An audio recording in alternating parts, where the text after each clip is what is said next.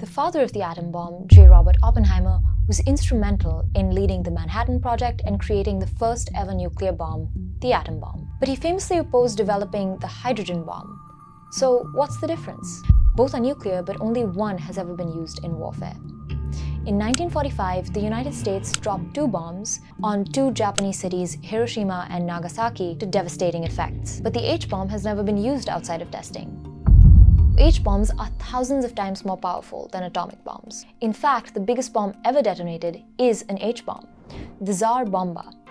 This is the terror that once again casts its eerie shadow over the face of the Earth, the hydrogen bomb.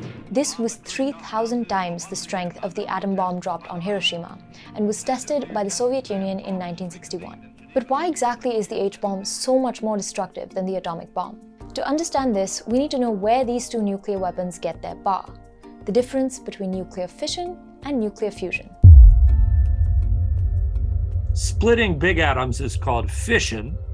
Putting together small atoms is called fusion. So in an atom bomb, they take big atoms that are somewhat unstable and split them, and that releases energy.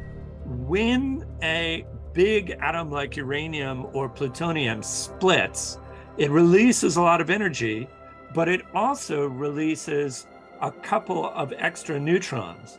Each of those neutrons can then go split another atom, which will release a couple more neutrons. And so you get 2, 4, 8s, and pretty soon you've got trillions, quadrillions of atoms splitting and releasing neutrons. And that then builds up to an enormous amount of energy. Energy measured in the equivalent of thousands or even millions of tons of equivalent of conventional explosives. Hydrogen bombs, on the other hand, are a combination of nuclear fission and nuclear fusion. In a hydrogen bomb, they take small atoms and put them together, and that releases energy. Think of nuclear fusion as almost the opposite of nuclear fission. Instead of a single atom splitting, atoms fuse two lighter atomic nuclei together into a heavier one.